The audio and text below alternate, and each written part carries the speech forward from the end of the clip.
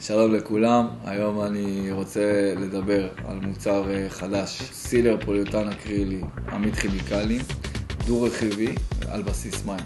סילר על בסיס מים ללא VOC, ללא צורך במדללים, מגיע עם מקשה, וזה מקנה לו בעצם את היכולות עמידה בכימיקלים, יכולת עמידה בשמנים, במזהמים קשים לאורך זמן.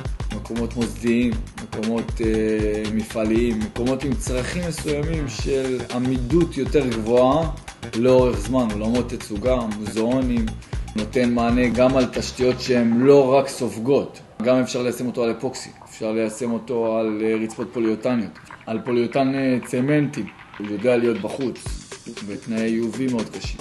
אם בסילר רגיל, טיפת מים יכולה לעמוד בלי לחדור 48 שעות, 72 שעות, פה אנחנו מדברים על 10 ימים ויותר.